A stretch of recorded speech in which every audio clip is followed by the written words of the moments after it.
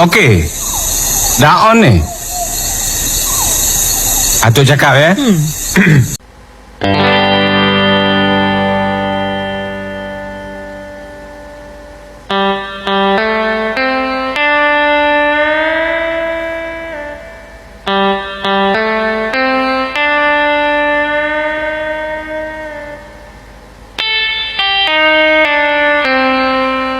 Assalamualaikum warahmatullahi wabarakatuh.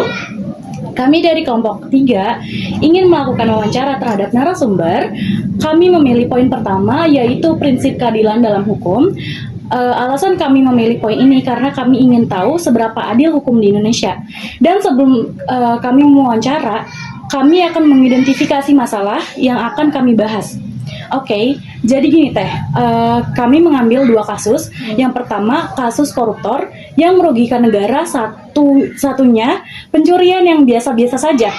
Yang pertama, Harvey Mois yang dikenal sebagai suami Sandra Dewi telah merugikan negara sampai dengan 271 triliun.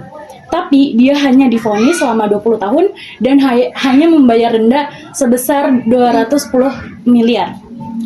Sedangkan kasus Nenek Mina hanya mengambil 3 buah kakao di sebuah perusahaan, lalu kepergok dengan mandor tersebut, dan mandor tersebut marah kepada Nenek Mina karena sudah mencuri buah kakao tersebut. Sedangkan yang Nenek Mina ambil adalah buah kakao yang sudah jatuh dari pohonnya, bukan yang langsung memetik langsung dari pohonnya. Dan mandor tersebut pun langsung memproses Nenek Mina ke jalur hukum dan divonis selama 1 bulan 15 hari dan denda sebesar 2,5 juta. Dari kasus yang kita identifikasi bahwa kasus Nemina dan Harvey tidak ada keadilan di dalamnya, karena Harvey sudah merugikan negara hingga 271 triliun, namun hanya divonis selama 20 tahun dan membayar denda sebesar 210 miliar. Sedangkan Nemina yang hanya memetik 3 buah kakao divonis selama 1 bulan 15 hari dan membayar denda sebesar 2,5 juta. Dari 2 kasus yang sudah kita bahas, tadi ada beberapa fakta di dalamnya. Yang pertama, ada skala tindak pidana. Kasus Harvey Mois melibatkan korupsi dengan kerugian negara mencapai 271 triliun. Sementara kasus Nenek Mina hanya melibatkan pencurian 3 buah kakao. Terus ada proses hukum. Kedua kasus menunjukkan bahwa terlepas dari besarnya kerugian, proses hukum tetap berjalan. Namun, kasus Nenek Minah menyoroti penerapan hukum yang kurang mempertimbangkan aspek keadilan restoratif. Ya, mengingat nilai kerugian yang sangat kecil dan niat pelaku. Terus ada vonis hukuman. Meskipun nilai kerugian berada drastis, kedua pelaku menerima hukuman penjara, menunjukkan bahwa sistem hukum Indonesia menerapkan sanksi pidana tanpa memandang besarnya kerugian secara proporsional. Terus ada nilai kerugian. Di sini Harvey Mois sudah merugikan negara dengan 271 triliun, tapi hanya membayar denda sebesar 210 miliar. Namun, Neminah yang hanya iseng memetik 3 buah kakao harus membayar denda sebesar 2,5 juta. Yang saya ketahui bahwa pencurian biasanya di KUHP hanya membayar denda maksimal 95.000. Tetapi mengapa Neminah lebih besar membayar denda dibanding yang sudah merugikan negara? baik, itu yang sudah kami identifikasi dan ada beberapa fakta yang sudah kami sebutkan. Next, sekarang kami mau menanyakan beberapa pertanyaan ke narasumber. Jadi pertanyaan pertama, apa yang dimaksud dengan prinsip keadilan dalam hukum dan mengapa prinsip itu penting? Yang poin pertama, keadilan sendiri dimaksudkan untuk mendapat suatu kesetaraan, keseimbangan tanpa adanya diskriminasi di mata hukum. Kemudian kenapa prinsip itu penting? Karena tujuan dari penegakan hukum itu adalah mendapatkan keadilan, gitu kan? Karena tujuan utama itu, dasar hukumnya itu adalah keadilan. Gitu aja simpelnya ya, simpelnya. Next. Pertanyaan kedua, bagaimana hubungan antara keadilan dan kepastian hukum dalam peradilan? Hubungan antara kepastian dan keadilan ya, keadilan dulu deh. Untuk keadilan sendiri itu kan bagian dari asas hukum ketika hakim menjatuhkan suatu putusan. Ada 3 hal, yaitu yang pertama keadilan, kepastian, dan kemanfaatan. Yang pertama, saya jelasin dulu ya. Maaf lihat HP dikit nih. Asas keadilan ialah di mana hakim perlu memutus suatu perkara berdasarkan pada keadilan. Ya, seperti yang tadi saya jelaskan di awal gitu kan. Ya itu pasti satu dong, dasar banget itu tuh masih yang tulangnya banget gitu loh, masih yang awal banget, pasti keadilan dahuluin kan. Itu maksud dari asas keadilan. Kemudian yang kedua adalah kepastian hukum, yaitu di mana hukum itu harusnya secara tertulis, karena lagi-lagi sistem kita adalah civil law yang dimana berpatok kepada buku pembukuan apa ya, ada bahasanya itu agak lupa aku sih. Pokoknya kita berpatok sama yang namanya penulisan di dalam buku gitu. Kayak HKUHP itu contohnya seperti itu.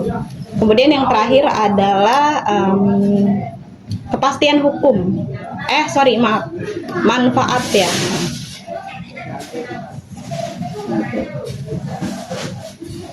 Manfaat ya. Kemanfaatan adalah dimaksud dengan hukum itu diharapkan bermanfaat bagi masyarakat gitu kan. Karena tujuannya memang membantu dan mendapatkan suatu keadilan bagi masyarakat tanpa adanya diskriminasi. Hubungannya udah jelas antara keadilan sama kepastian tadi ya, dan juga ngikut tuh kemanfaatannya walaupun nggak dibahas gitu kan. Intinya keadilan sama kepastian itu dia udah termasuk kepada 3 asas hakim dalam menjatuhkan putusan. Berarti kalau misalnya salah satu di antara itu nggak kesebut atau nggak disandingin gimana tuh? Berarti nggak sah dong? Belum. Karena itu tadi ada 3 asas itu. Iya betul. Oke, next. Pertanyaan ketiga, apa dampak ketidakadilan dalam hukum terhadap masyarakat dan kepercayaan publik terhadap sistem peradilan? Oke. Bisa dipastikan masyarakat tidak ada kepercayaan lagi, maksudnya hilang kepercayaan kepada lembaga peradilan gitu. Kemudian juga orang-orang yang ada di dalam peradilan tersebut, contohnya seperti aparatur sipil negara ASN gitu kan, atau ya pokoknya orang-orang yang terlibat lah dalam peradilan. Nah, dampak yang lain adalah menyebabkan tingginya kriminalitas, ketimpangan sosial gitu kan, karena adanya ketidakadilan di dalam situ. Kalau misalnya dia kaya punya duit, kenapa gue yang miskin, gue yang kena hukum gitu kan, bahasanya gitu. Itu aja sih. Teteh bilang bahwa ketidakadilan ini bakal berdampak kriminalitas bagi masyarakat. Nah, kira-kira menurut Teteh, masyarakat kecil seperti kita bisa nggak sih demo dan menyuarakan hak-haknya, dan bagaimana caranya pemerintah mendengar suara kita sebagai rakyat kecil? Oke, pastinya kita kan punya hak untuk bersuara kan. Iya, betul. Itu emang suatu kewajiban sebenarnya, karena kan itu hak kita bersuara gitu kan. Kemudian apa yang kedua tadi pertanyaannya? Gimana caranya pemerintah untuk mendengar? Itu jujur aja aku nggak bisa jawab ya, karena aku bukan pemerintah gitu kan. Tapi intinya kita harus paham hukum, maksudnya paham politik gitu kan, karena politik itu sendiri ada produk hukum gitu. Kemudian juga ya kita anak muda gitu, kalau misalnya ada sesuatu yang salah nih, sesuatu yang nggak benar dari yang namanya amandemen undang-undang yang anggaplah merugikan kita gitu, bisa kita demonstrasi ya kan? Minta tolong ke mahasiswa atau semacamnya. Tapi ingat, jangan sampai dijadikan alat politik, paham nggak? Jangan mau kayak jadi lawan oposisi kita gitu loh, kayak kamu demo nih, terus ada lawan politik dari yang di demo ini, maksudnya kayak menggulingkan pemerintahan sekarang gitu kan. Itu pasti bahasanya kayak alat politik. Mahasiswa itu sering dikaitkan dengan alat dibayar politik gitu ya. Iya. Kemudian tidak adanya vandalisme itu kayak coret-coret atau sesuatu yang merugikan properti negara, yang dimana itu ada bagian dari pajak-pajak kita gitu kan. Next, pertanyaan selanjutnya. Oke, kita lanjut ke pertanyaan selanjutnya. Bagaimana hukum harus menangani perbedaan akses keadilan antara kelompok kaya dan miskin? Dalam beracara di pengadilan, itu pastinya hakim menekankan pada 3 asas tadi: keadilan, kepastian, dan kemanfaatan. Tetapi di lapangan secara implementasi terdapat diskriminasi atau ketimpangan terhadap putusan hakim yang dianggap tidak adil. Itu seperti itu kan faktanya gitu kan. Kemudian aku lanjut, hukum di Indonesia itu selalu menekankan kepada aturan yang normatif. Kemudian itu alasan pertama. Maksudnya dari normatif ini kita hakim-hakim itu terlalu berpatok kepada pencurian hukumannya sekian tahun, kemudian pembunuhan hukumannya sekian tahun gitu. Tidak ada peninjauan lagi atau bukan peninjauan ya, maaf, maksudnya ada rundingan lagi hukumannya berapa gitu. Kemudian tanpa menilik mengenai kemanfaatan. Nah, kemanfaatan udah kita bahas tadi. Maksudnya hukum itu bermanfaat bagi orang-orang, bagi masyarakat gitu kan. Sedangkan masyarakat di sini yang anggaplah tidak mendapat keadilan itu tidak mendapatkan kemanfaatannya dong dari hukum tersebut. Gitu kan. Jadi itulah alasannya mengapa kita terlalu melihat banget gitu, kayak ada yang kaya dan yang miskin, ada yang hukumannya berat, ada yang hukumannya terlalu ringan gitu kan. Dari selalu terpatok ya.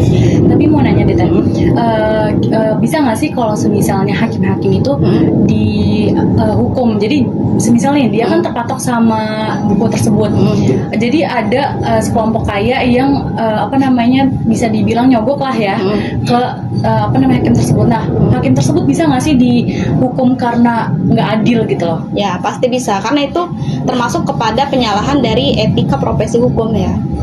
Kalau misalnya di hukum ada mata pelajarannya etika profesi hukum, dan itu ya kita masing-masing profesi di hukum itu ada etikanya, ada ilmunya, ada aturannya gitu, nggak boleh kayak semena-mena. Pastinya adalah konsekuensinya.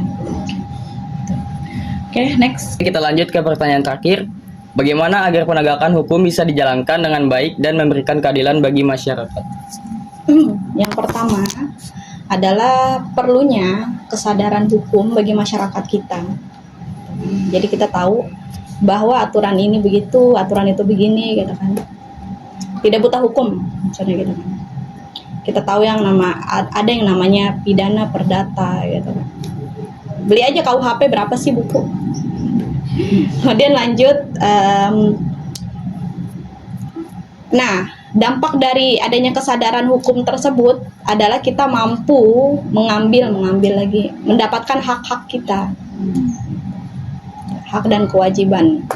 Kemudian lagi orang-orang yang ada di ranah hukum itu diperlukan filterisasi. Maksud dari filterisasi itu adalah orang-orangnya tidak berpatok kepada teori.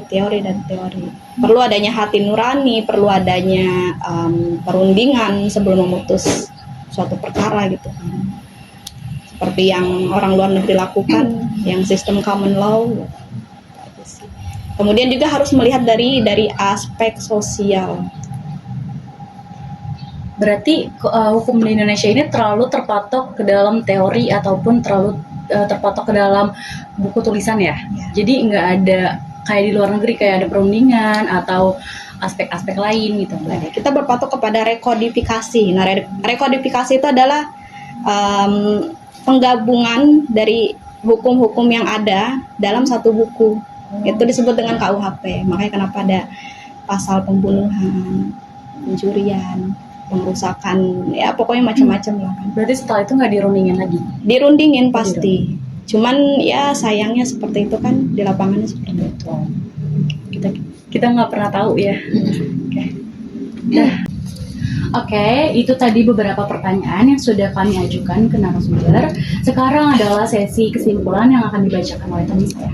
Jadi kesimpulan yang bisa kita dapat dari masalah yang kita bahas dengan poin yang kita pilih, bahwasanya kasus Harvey Mois dengan kasus Nek Minah sangat berbeda dikarenakan kasus Harvey Mois termasuk kepada tindak pidana khusus, sedangkan kasus Nek Minah adalah tindak pidana biasa. Sehingga pidana khusus hukuman yang diberikan lebih berat karena masuk pada kejahatan luar biasa, yaitu extraordinary crime, dibandingkan di pidana biasa yang secara hukum lebih ringan dan berpatok kepada KUHP. Alasan lain terhadap ketidakadilan putusan dikarenakan para hakim berpatok kepada rekodifikasi hukum sehingga menimbulkan pemikiran diskriminasi terhadap kalangan masyarakat bawah. Dalam hal ini, masyarakat kurang percaya terhadap keputusan hakim serta orang-orang yang bekerja di ranah hukum terhadap putusan perkara-perkara yang dianggap serius. Oke, jadi segitu aja yang dapat kami simpulkan. Jadi kurang lebihnya mohon maaf. Wassalamualaikum Warahmatullahi wabarakatuh.